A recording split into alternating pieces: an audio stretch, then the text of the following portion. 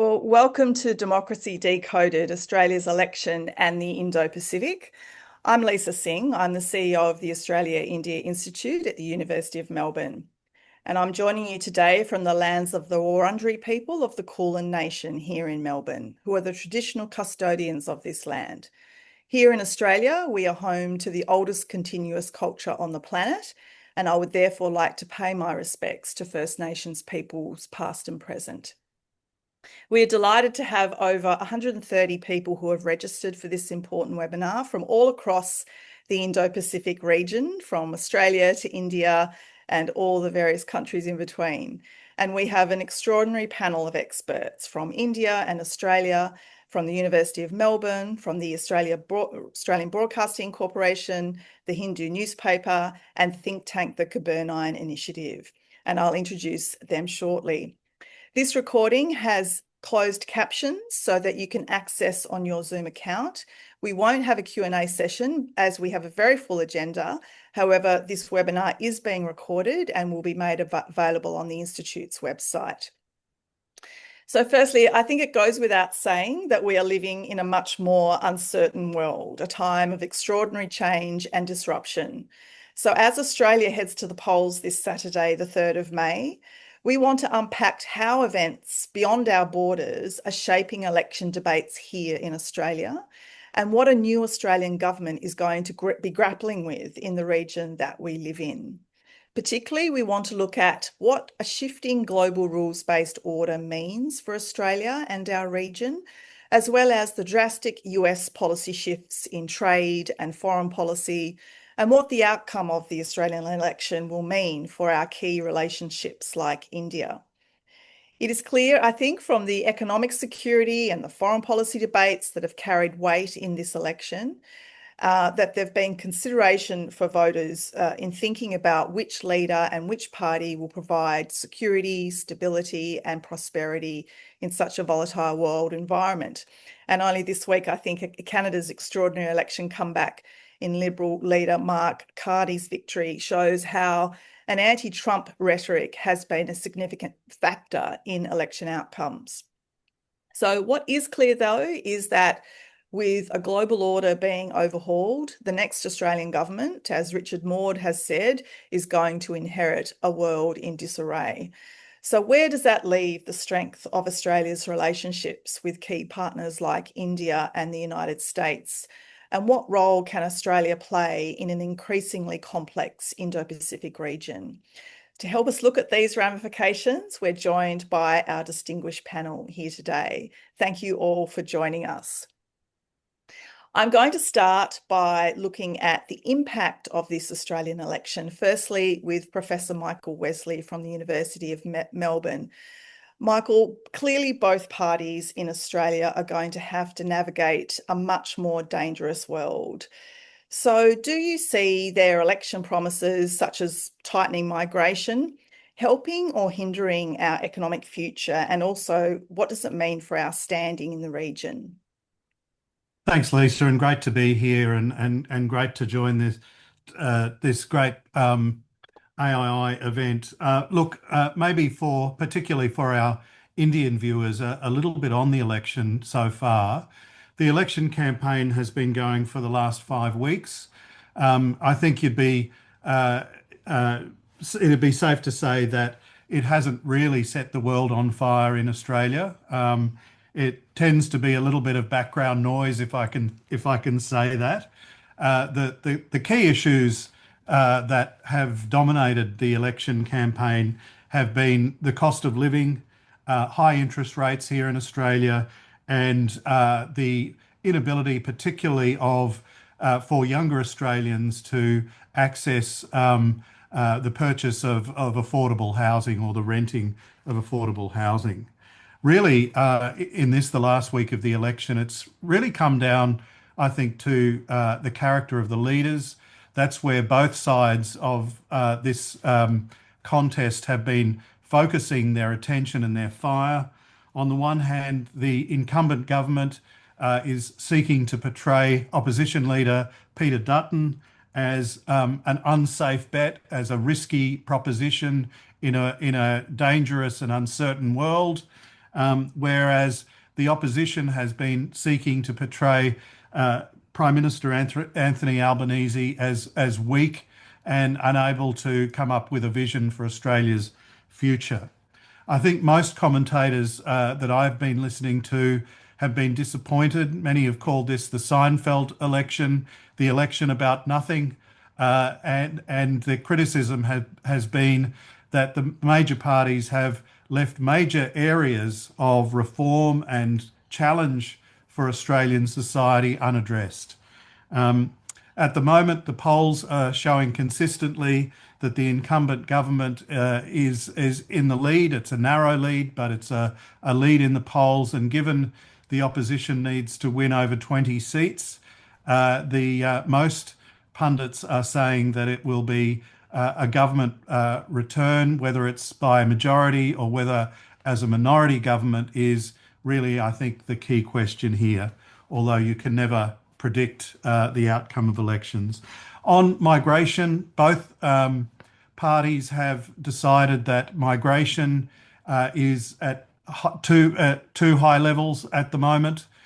Since the pandemic, migration has been at historically high levels, and they both would agree that it's bringing down migration. Net overseas migration is one way of addressing the cost of living crisis and particularly the housing affordability issue here in Australia. The one sort of class of migrants that both sides of politics have decided it's possible to crack down on with relatively few electoral consequences are international students. The government led last year by proposing to cap the number of international students and also to drastically increase the visa costs for students applying for student visas. And the opposition has doubled down on that, going much further and promising to bring in much more severe caps on international students. And so I think, the whole deglobalization trend that is occurring across the world, Lisa, I think is manifesting itself here in Australia in the election campaign with a focus on net overseas migration and particularly bringing down the number of international students. Thanks, Michael. There's a lot there that is going on during this election campaign, clearly, and I wonder how that's being viewed from Delhi. And so I did want to ask you, Suhasini. Suhasini Haidar, of course, is the diplomatic editor at the Hindu newspaper, coming to us from Delhi. How do you see the Australian election from Delhi, particularly after the Canadian election win only days ago? What might the impact of the Australian election be, do you think, in terms of perhaps the Australia-India relationship or indeed more broadly in the region that we live in? Thank you, Lisa, and thank you to the Australia-India Institute. As Michael pointed out, perhaps the Australian election has not been at the top of mind for a lot of countries watching over. Some of it is a good thing. The idea that Australia is a stable democracy, and no matter who comes to power, there is a certain continuity and predictability to what the policies are likely to be. Of course, we've been watching the Canadian election very closely. I think many are heartened by the result in many senses. Just the fact that Mr. Trudeau is out and he had presided over perhaps a more tense relationship with India. There is no such problem when it comes to the Australia-India relationship at present. Australia, obviously, two pluralistic, rule-abiding democracies, tech, investment, education, and others. But this is not just about that. I would say there are 5 places I would look at for maybe, a choice between the two sides that could win. And right now, of course, polls showing Labor at least 3 to 4% ahead of Liberals and Nationals, if I'm not mistaken. One is in the personal aspect. I don't see a difference. If you look at the fact that, whether it's been Prime Minister Albanese, way back to Kevin Rudd, Julia Gillard on one side, and then Tony Abbott, Malcolm Turnbull, Scott Morrison, Surprisingly, these are all names quite well known in India because they all made a personal attempt to reach out, to travel to India, to invite Indian leaders back home. So it's not, it doesn't matter whether it's liberal or labor over here. The second, I think, will be on trade. How tough are they going to be in the months to come? Because there is a CICA trade agreement in the works. India's also negotiating with the US, and the US is going to ask for the opening up of the Indian economy in many ways. That might be to Australia's benefit. But really, who's going to be the first out with an agreement, which country, that will be important, and whether Mr. Dutton or Mr. Albanese make that a priority. I presume it'll be Mr. Albanese, since he has his kind of imprint on it. The third is the Indo-Pacific, and clear differences there. Mr. Dutton gave a foreign policy speech a few days ago where he didn't even mention India or the Quad. I think he was taken to task by Foreign Minister Wong over that. But Mr. Dutton has made visits to India, so I don't doubt that he's aware of India's importance in the relationship. It's about where he sees the priorities, and we saw that in that speech. On migration, there will be a certain amount of worries about the 25% cut that perhaps liberals want. Demonizing, I saw that word being used in the debate a few days ago of immigrants. But let's be honest, beyond all of the promises, both sides are going to try to cut down on illegal immigration, certainly, and possibly other migration as well. And the fifth, I would say, is on the rule of law. People forget Peter Dutton was actually Home Affairs Minister when the nest of spies scandal broke, and the idea that Indian diplomats were expelled at the time. Of course, Australia really managed it very well diplomatically, didn't speak much about it, but that's going to be at the back of the mind of any liberal government. India, of course, will also want much more backing from Australia when it comes to terrorism, given the current situation. And I assume that in that case, both Liberal and Labour will be quite forthcoming. Thank you, Suhasini. I think you've made us all realise over the past 20 years how many prime ministers we've had and changes we've had, which really sort of goes to the question of stability in terms of this election. So, Stephen, I wanted to ask you, Stephen Dziedzic obviously is our Asia-Pacific ABC reporter, foreign affairs reporter. How do you see the impact of this Australian election on the region we live in? How are we being viewed by our regional neighbours? Is stability factoring in there in terms of what an outcome could and should be looking like?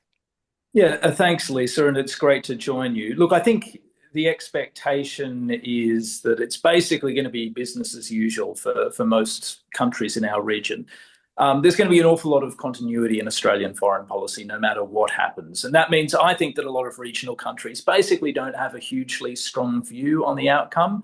It's also just worth pointing out that aside from, the inevitable debates over Donald Trump and the furor over Russia's alleged attempts to get access to Indonesian air bases, we can talk about that later perhaps, there hasn't been much discussion, as the other panelists, both Michael and Suhasini, have hinted at, in this election on foreign policy. I mean, it's extraordinary given the fact we're seeing Trump currently upending the world economic order and to a degree the strategic order as well, that we haven't had, for example, a foreign ministers debate during the federal election. So that's despite the enormous flux that we're seeing at the moment. So what is the debate, such as it is on foreign policy, been about when it's happened? Well, Labor has really tried to go on the attack on foreign policy. It believes it's got a better story to tell from the last 3 years than the coalition.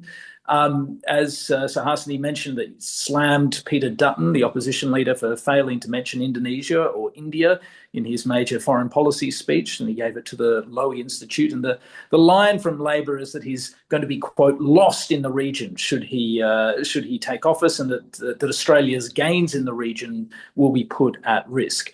Now, of course, Labor's perfectly able to make that political point. I'm not saying whether that's true or not, but the leaders and officials and diplomats I've spoken to about the region have been pretty clear to me privately that they don't really have a strong preference either way on this election. I certainly don't get the sense that Japan, South Korea, Indonesia, certainly not India, I'll defer to Suhasini on that, have a strong preference either way. They think there's going to be an awful lot of continuity, so they'll be willing and happy to work with the coalition should it take office. That might be slightly less true in Jakarta, perhaps. I mean, Dutton's comment that he would visit the US first rather than Jakarta, which sort of breaks a semi-tradition of Australian prime ministers visiting Jakarta first, might have put a few noses a bit out of joint in Jakarta. And there are also some people who say that his very strong pro-Israel stance risks alienating Muslim majority countries in Southeast Asia. That may be true, but again, it's probably around the margins. The sheer weight of strategic interests where they are shared with countries like India and Indonesia will render a lot of those differences largely irrelevant, I think. Just quickly on China, how does China view the election? I mean, the short answer is I'm not sure. I don't know, because it's not it's a fairly opaque system, as everyone knows. The coalition seems to believe that Beijing does have a strong preference for Labor to be returned, but it's very difficult to gauge whether that's accurate or not. Obviously, Beijing has been conspicuously silent on the contest last time around, more so than in the last election, where it was pretty clear that Beijing had a clear preference that Labor should win. There's probably only one region that might well have a preference, if you like, and that's possibly the Pacific, where a number of Pacific nations have been watching Peter Dutton's statements on climate change with a level of unease. Again, I don't want to overstate this, but we've seen, for example, the president of Palau taking a swipe at Peter Dutton over climate policy. We've seen PNG's foreign minister say he'd, quote, personally prefer Labor to win. Some Pacific officials are also dismayed that Peter Dutton has said that if he wins the election, he'll junk the promise Labor has made to co-host a COP, or Conference of the Parties UN meeting on climate change in 2026. So that's probably the only region where you detect a bit of a preference. But broadly speaking, I'm not detecting huge amounts of interest or concern in the region on the Australian election, plausibly because they have much bigger things to worry about. Thanks, Stephen. I think climate policy is certainly one that is quite of a stark difference, and indeed renewable energy policy as well in this election, and interesting to see responses there. I wanted to now ask Ambika. Obviously, Ambika and Vishwanath is the director of the Kubernein initiative, a think tank that is Mumbai-based, but she's currently someone here with us in Australia. Look, and as someone, Ambika, from Mumbai, currently here in Australia, I did want to ask you how you sort of are seeing, and so obviously probably your first time of sort of witnessing on the ground an Australian election. What are you seeing in terms of the democratic differences between how Australia does its elections and perhaps that of India's? Yeah, hi Lisa. Thank you for having me here, and thank you to the Australia-India Institute. It's great to be here with everyone. Yes, you're right in that this is my first election in Australia, observing from the ground, both here in Melbourne. So lots of discussion on the cost of living, more so than I think perhaps some of the other states. But I was also in Queensland last week, so some interesting conversations over there with folks. And I want to definitely comment on what Michael said about one of the two things that he mentioned, right? Cost of living. And I think that's a very key aspect that we're seeing coming out of Australia. It's also been a big discussion in elections, I think, throughout last year in many countries. So no major difference there. And the character of leaders, I was actually quite surprised to see just how vitriolic it's been in the last few weeks. I didn't expect it. Maybe that's not always the case. This is what some folks have been telling me, but I didn't think it would be as severe as it's been. So, but I mean, as an observer, it's been quite interesting to see some of these ads and some of these campaigns and that have been put out by both the parties, but also by other parties against the top two parties. So I've been quite surprised by that. I want to say one thing that's quite different, which is a very obvious thing, but something to mention definitely is the debates. I very much enjoyed watching the debates. I also thought it was quite weird that there wasn't too many debates between other leaders in the two parties, but I have enjoyed watching the ones between the top leadership. And the quality of the debates I thought were quite good. And this is, I mean, maybe not as good as an Australian might think it is, but given that we don't have these debates in India at all, at this kind of level with these kind of questions, I thought that was really good, and it really informs how well informed they are, which to some extent I think on that cost of living question is not at all. So I'm wondering how voters have responded to that in some senses, right? So for me that was quite interesting to watch. Last year I was in America a couple of months before the elections over there, and of course they have the debates there as well. And so it was quite a difference in how they're conducted here than how they've been in the US. And the other thing I want to mention, as someone, so in the last few weeks, I've been, just walking around the neighborhood. I live in Melbourne, which is the area is Wills. The candidates are, so we have Samantha Ratnam from the Green side. There's Peter Khalil, and you see both of them from Labour, and you see their posters everywhere. I haven't seen posters for anyone else. So I thought that was kind of an interesting, because even if you were not a candidate in a certain area, you'll still have the major party posters all over the place in India, right? Regardless of whether there's a candidate there or not, to remind you of what's happening at the rest of the country. So I thought that was kind of something very unique. And the other part is, I mean, you can go to, there's been a lot of on the ground campaigning by these two people here in Wales, right? So in the cafes, in the bookstores, in the music spaces, in the parks, right? So and anyone can go and attend, and anyone can ask a question. So I thought, and normally, in India, if you have like smaller elections at the council level or in smaller towns or in the villages, you might have that kind of public facing campaigning going on, but not at that major federal level. You're not going to have a big MP or a minister walking the streets and knocking on doors. So I thought that was kind of unique and kind of fun also to go, and I listened into a couple of events that happened in the neighborhood. So that was fun. I mean, I had a long list, but I think these were two for me, the top two that made sense to talk about, especially as an Indian who is seeing an election here for the first time. But also I was in several countries last year that were having elections, along with, of course, in India. And so these were two, I think, very important distinctions to mention. Yeah, thanks, Lisa. I'll stop there. Thank you, Ambika. It's wonderful to have your observations on the ground as an Indian here in Australia.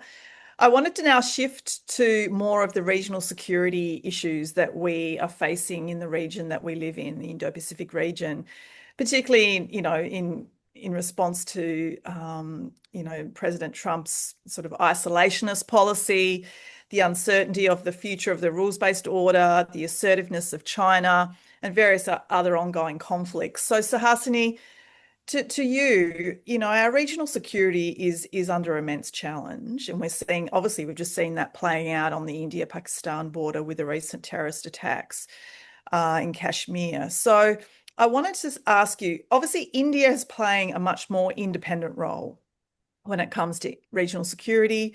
Should that also be the path for Australia? How do you see the Australia-India sort of relationship going forward in terms of regional security under all of these challenges?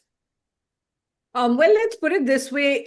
India's preoccupations at present, after this attack in Pahalgam, where 26 civilians, including one Nepali, were killed in this terrorist strike. Clearly, there's a lot of rejigging, if you like, of India's priorities going on, because for the last few years, India had put much more focus on its challenge from China than it had on the LOC with Pakistan. And to be honest, had even moved troops from there, which today is being blamed, is one of the reasons that they feel that these terrorists were able to make it through. For the short term, at least, we're going to hear a lot more rhetoric. The possibility of military escalation with Pakistan is going to come up. So if nothing else, what India is going to be expecting is a certain amount of Quad solidarity when it comes to its region. Mr. Jaishankar has very famously many years ago said the problem with Western powers tends to be that they only want India to cooperate with them to its east, but don't really care about cooperating to its west, which is Pakistan. So that's come back into focus. So a lot of deja vu, I'm sure, for people who are watching the situation. I think there are three areas where, when it comes to the Indo-Pacific and to Australia's regional security, if you like, that we have to look at the geopolitical effects of what's going on. One is the fact that the top three powers in the world when it comes to the UN Security Council are all showing a scant respect for the rule of law. Russia with Ukraine had already stunned the world. We see China again opening up some of its flanks. We saw the recent planting of flags on the Philippines' Sandy Cay Island. That might be something small, but it just shows that there are powers now feeling they don't really have to follow any of these rules.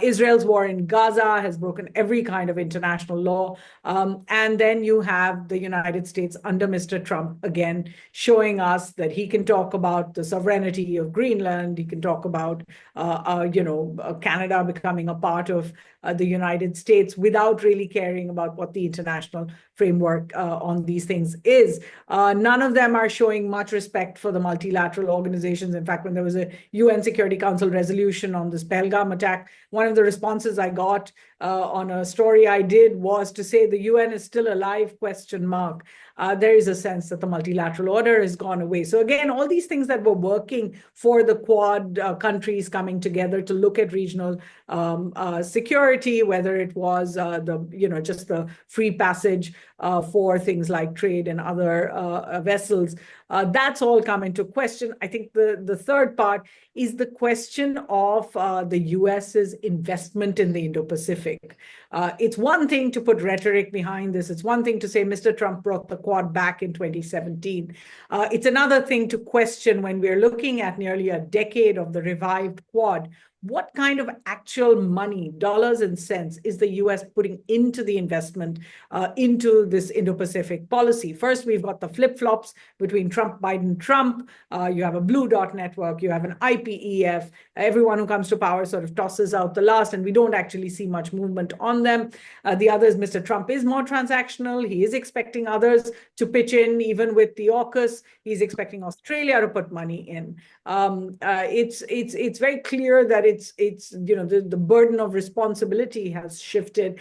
And the third part is going to be in case of a conflict, and this is yet to be tested. In case of any kind of conflict, where exactly will the US be? We constantly get asked in India from Indo-Pacific countries, but particularly the US, what's going to happen if there's a conflict in the Indo-Pacific? Where is India going to be? Will India actually be a part of a coalition? And my question now in return is, where will you be?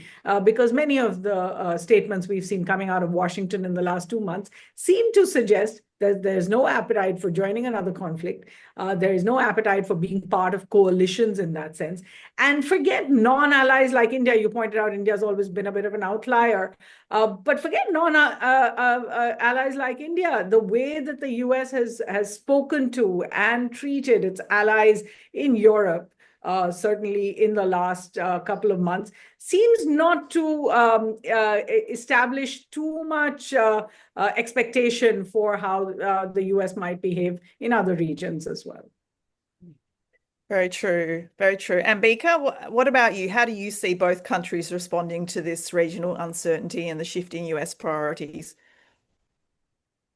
Yeah, thanks, Lisa. Very hard to follow up on those points that Suhasini put out, but let me pick up on two things that both she and Stephen had also mentioned on the climate side, right? Given all the work that I'm doing on climate in the Pacific region, I think that's one question that's going to maybe not be very obvious to many, but it will be a question that we will need to address going forward. When the US pulled out its USAID funding in February, the Australians redirected $100 million of funding to the Pacific because a lot of their projects had suddenly stalled, joint projects with the US. Couple this with the fact that last year, the present government, well, caretaker government now, but the Labour announced, and I have this number, it's 355 million Australian dollars, which is a little over 230 million US dollars for climate-related disaster management and preparedness and events, right? So my question one is, how much of that is going to continue if there is a change in government? Because it's very clear amongst things that there might be, on some areas, very foreign policy might not drastically change if we look at it from a very broad perspective, but on some of these little areas, they will change, right? So if there is a change in government, is this money still going to be available for a lot of these projects? I tried to figure this out with a lot of experts here in Australia who work on this, and there's no clarity on whether they will continue or not. In which case, what happens to then the kind of agreements and MOUs, and India and Australia have a lot of them in this space from, I mean, and when I say climate, I mean very broad, like we're talking like climate and critical minerals agreements that we have. I'm also talking about agreements that we have on research and climate preparedness. We're also got joint projects on very small scale sort of projects in looking at like solar and food security, water security, women's empowerment, and these are in several countries in the Pacific with promises to increase all of that.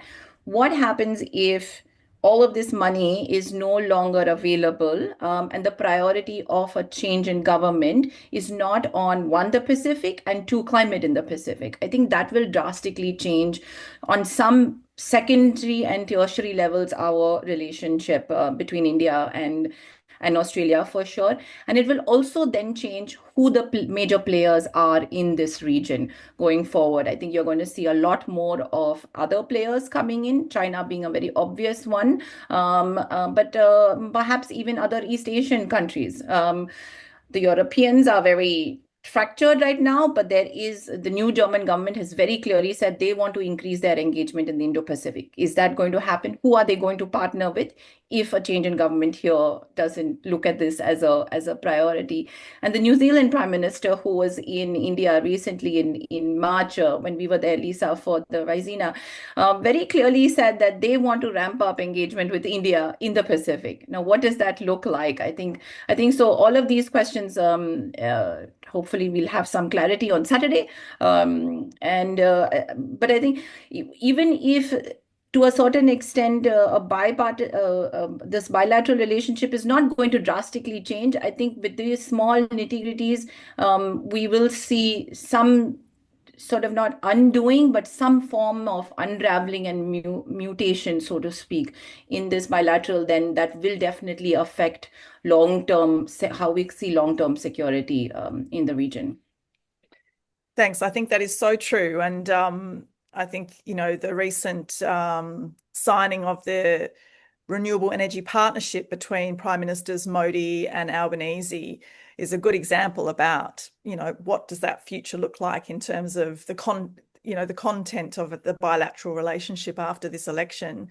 Stephen, on that, in terms of world leaders' influence on this Australian election, how do you see our two leaders here navigating, particularly the Trump administration's political play? Yeah, I mean, Trump has had a huge influence on this election. There's no doubt about it. He's been a dominant figure, weirdly, in the campaign, which is odd because, as I mentioned, there hasn't actually been a substantive debate around, for example, the US-Australia relationship or how our relationship might change under a more mercurial, unpredictable, and in some ways inward-looking US. But there has been a lot of debate around Trump himself. It's been fairly surface level a lot of the time. Who is best placed to handle Trump? We saw that, of course, in the wake of the Liberation Day tariff announcements. It became a bit of a test originally when Trump unveiled his first lot of tariffs, whether Australia would get an exemption from those steel and aluminium tariffs. When we didn't, the opposition, unsurprisingly, was quick to hop on the attack to say, well, we secured an exemption the first time round. And Peter Dutton has been maintaining that he would have been able to secure some sort of exemption from the global Liberation Day tariffs as well, despite the fact that very, very few countries, almost no countries, managed to secure one. I think Albanese is probably helped by the fact that Australia's Liberation Day tariffs were as low as anyone's, that sort of flat 10%, and more out of good luck and good fortune than any good design. Some of the key sectors were for Australia happened to be exempt, may not remain exempt. Pharmaceuticals, for example, may be targeted in the future, but that sort of, in some ways, neutralised Trump or the question around handling Trump as a political issue. So the real impact I think Trump has had isn't really so much in the day-to-day debates and more in the sort of underlying political dynamics of the campaign. The real impact, in other words, is electoral rather than strategic or tactical.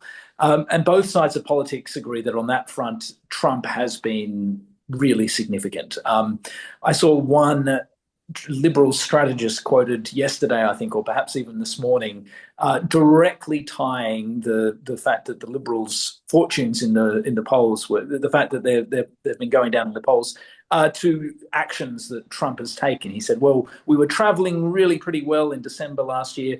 In January, our numbers started to wobble. That was when Trump, took office." In February, when there was that confrontation with Zelensky in the Oval Office, we saw our numbers sort of dip south again. And then after Liberation Day, they really fell off a cliff.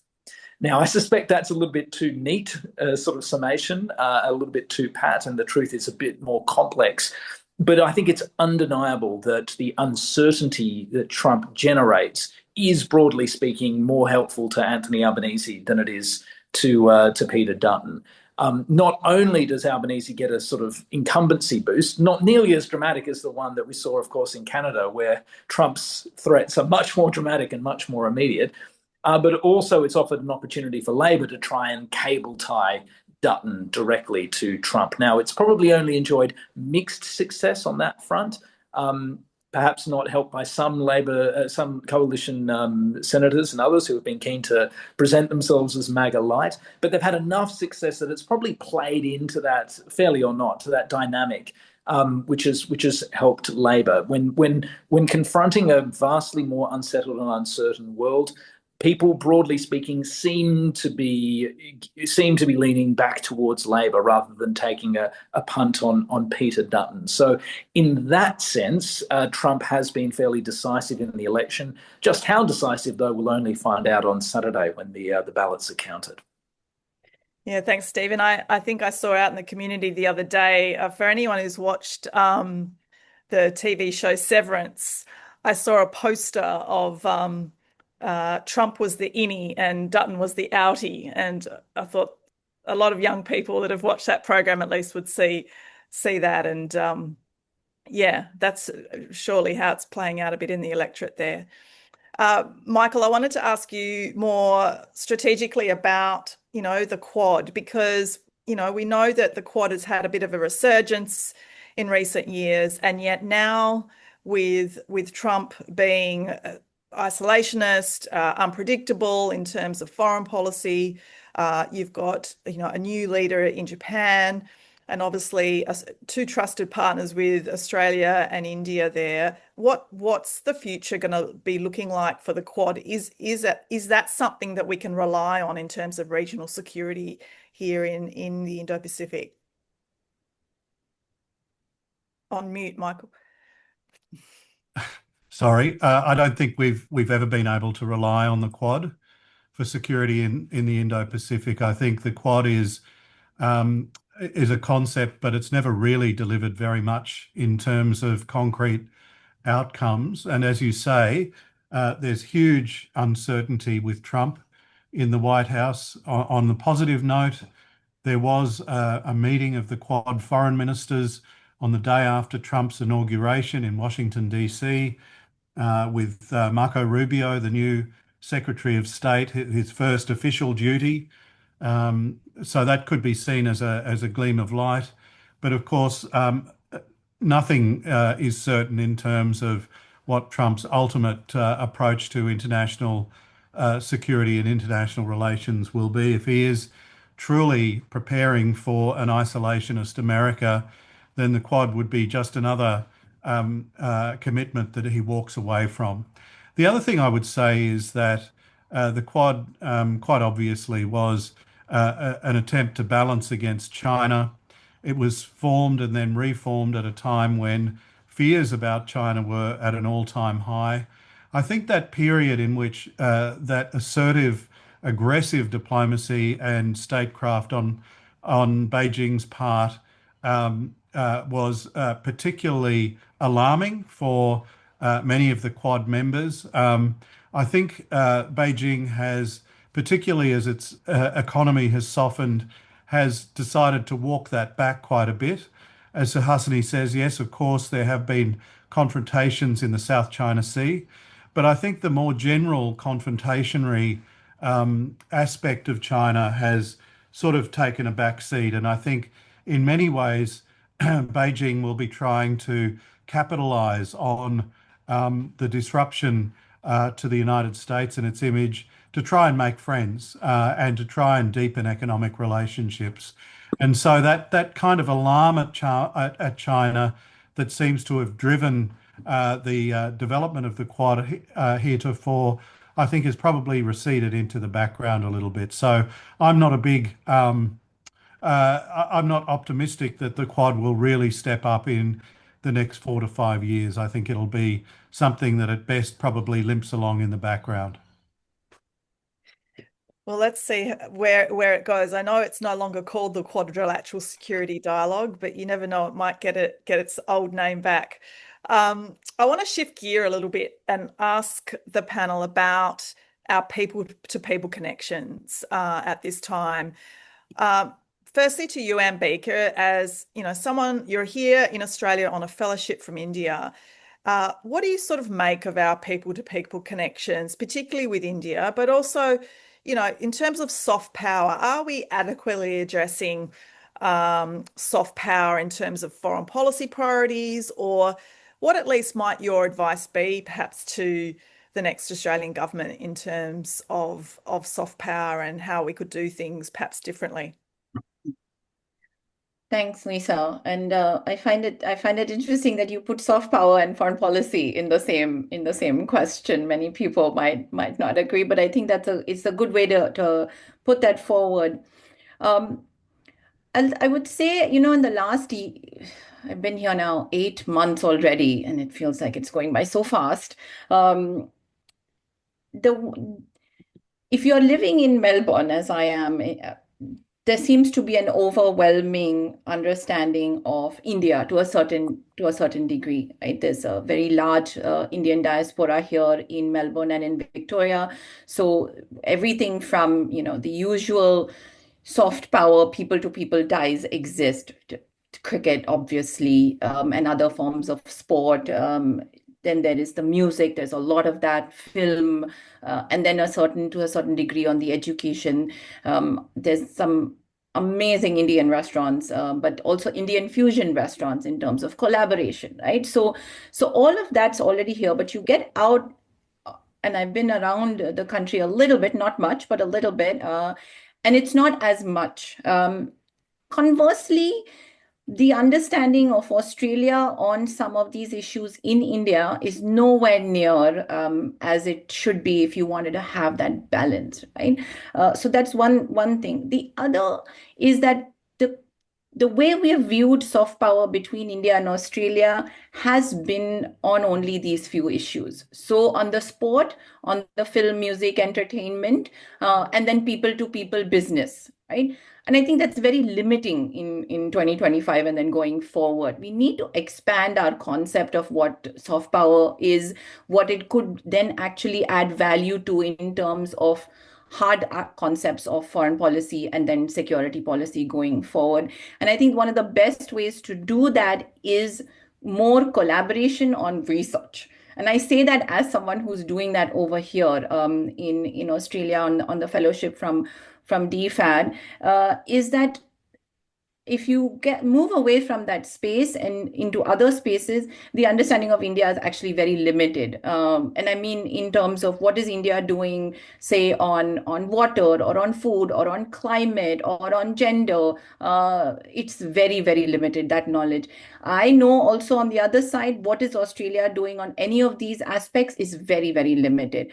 what India and Australia have done together, while it might be very small in other parts of this region, that knowledge beyond that, the 20 people who might have worked on those agreements is non-existent. So we really need to push, and that would be my number one, I think, priority for whichever government comes into power next week and forms the government, is that there needs to be more focus. And I understand that this migration is a big question, the student visas and all of that, but it cannot be at the cost of increasing the understanding between the two countries if you want to do more business together. And that business could be on any number of levels. So I would say stress on research, and not just a one-way research where we have more Indians coming to Australia, but we need more Australians or diaspora folk going to India, and not just the big cities, but across India, want to understand the country, to learn, but also to talk about the stuff that's happening in this country as well. And I think that's really where we need to push for that. Would be It gives me a nice opportunity to plug all of the research that the Institute is doing and direct people to our website to read it. But on that, I want to ask Michael, in terms of looking at university partnerships, Michael, which obviously are very important to people connections with governments, that are under threat, whether it's, within the United States itself or Australia or in the broader region. With some Australian universities already losing United States research funding under the Trump administration, I want to ask you what your advice would be for Australia's next education minister, considering that. Oh, look, I think education is an enormous benefit for Australia, as it is for many countries. It is no coincidence that countries like India that are rising quickly are also investing heavily, both through public and private funding in their own university sectors. And I have no doubt that India will be an education superpower of the future. And so any actions that are taken that will damage Australia's university sector, I think is an action that directly damages Australia's future, and also Australia's ability to engage in a sustained way with India's rise. We have wonderful partnerships between Australian and Indian universities. I'm extremely proud of the University of Melbourne's really rich partnerships with a range of India's leading universities. And this can only lead to a partnership in joint productivity and power into the future.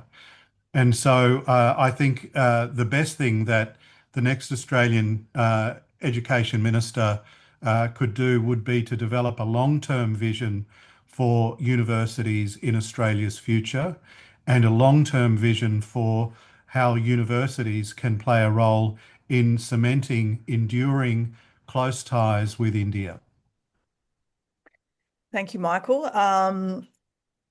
Be really interesting to see how that plays out under the new education minister, or whoever the new education minister is going to be, because it's such an important part of our economy and, of course, our higher education system. Stephen, just to sort of shift from that a little bit to more broader sort of looking at multiculturalism in Australia at the moment, particularly in this election campaign. We've had some rising community tensions, some polarizing rhetoric. So what might that, sort of reveal in terms of this election campaign and Australia's multiculturalism? Might it also impact our people-to-people ties in the region? Yeah, I mean, there's definitely that risk. And I think Australian policymakers are really conscious of some of these risks. So are security agencies. I'm just looking at it from the basis of social cohesion. As Australia becomes more diverse, this is something that security agencies have said publicly, needs to be managed. Now, of course, a lot of the time, these tensions are the most natural things in the world. People have different views, and that's informed by their backgrounds. But it is something that Mike Burgess and others have spoken about. A few other quick observations on this election and multiculturalism. It's worth noting that Australia's parliament is becoming more diverse, but isn't nearly, as you know very well, Lisa, from personal experience, isn't yet nearly as diverse as the broader Australian population. From memory, I think I had a quick scan a couple of days ago at these figures, and I think it's around 6 or 7% of parliamentarians, so around just over a dozen, 15, 16 or something like that, have overseas, non-European backgrounds, and that compares to something in the order of 25% of all Australians, about 4 or 5% of all MPs have Asian heritage. It's about 20%, I think, in the population. We did see an improvement in this in the last election when there was a raft of new MPs coming through, particularly on the Labor side, from diverse backgrounds. So things are changing.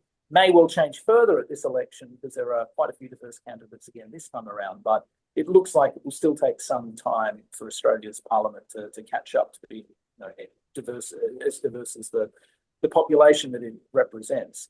One interesting thing I am spotting at the moment is that a lot of diverse communities, particularly in Sydney and Melbourne, who have traditionally been represented by Labor and often by Labor blokes from an Anglo-Saxon background, increasingly there is a bit of a groundswell demanding representation that is more diverse. It looks like the community itself. We saw this most obviously in the last campaign, obviously when Daly knocked off Christina Keneally because she was being parachuted in by Labor HQ. There was a feeling amongst the Vietnamese community that this was inappropriate, that they were being taken for granted. And you do start to see that. I am starting to see that in parts of other electorates as well, which is interesting. Now, where this lands exactly is an open question, but it's certainly something which is evolving. Thanks, Stephen. I think on that, if we just look at one part of our multicultural community being the Indian diaspora, the fastest growing diaspora in Australia now, I think, or at least one of. And Suhasini, I think we're about 1 million strong in terms of our Indian diaspora in Australia now. So with that growth, how do you view the resilience of our people-to-people ties between both of our countries amid all of the shifting geopolitical dynamics in the region? Do you think that will impact our Indian diaspora here? Well, I certainly think that what we are seeing in the last few years has been, and of course, thanks to AII and to your efforts as well, what we're seeing a lot more is of an understanding of each other's people. So Ambika and others who are traveling to Australia, Australian scholars coming to India and looking at it and sort of seeing a lot of those similarities that I spoke about, being pluralistic, democratic, rule-abiding Indo-Pacific powers, that also bleeds into the way we see, ourselves as people. So I do think that's important. And the fact that Australia today attracts so many Indian professionals, so many students, in a sense, America's loss of soft power over the last few months. And, it's quite dramatic. I gave a lecture to some management school kids a few days ago where I asked them, how many of you are looking to go to the US to study? Very few hands went up, and many more for places like Australia and other countries. And then I said, what about before this year? I didn't particularly mention the change in government in the US, and a lot more hands had gone up. So definitely, Australia and India's ties can, in a sense, get some of the collateral benefits of this loss of a lodestar in the world when it came to soft power. The United States is, whether it's students, immigration, trade, USAID, and other grants that used to come from there. And I think that the two diasporas are beginning to also see the two countries are beginning to see each other's diasporas also very much more in a holistic way. The Australian diaspora of Indians is, in a sense, its own community. Not necessarily in the old days, you may have seen that, the expectation that they will only stand for sort of India's interests vis-a-vis Australia. So some of that friction has gone away.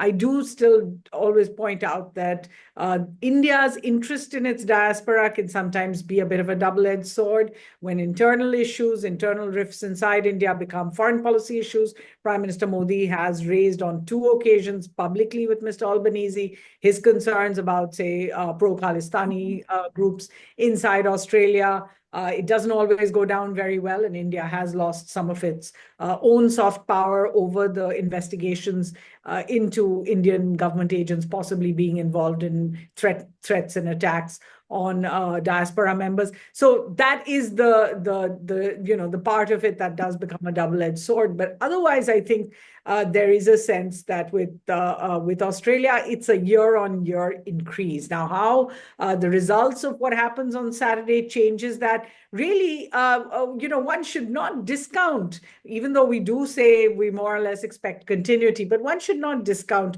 some of the harsh words that come out sometimes from politicians and the kind of impact they have on people-to-people ties. And as I said, the US is right now for us an example of where it may not change bilateral engagement. It may not change even the pace of how ties are improving. But what it does is it leaves a little space for pause in the people-to-people area.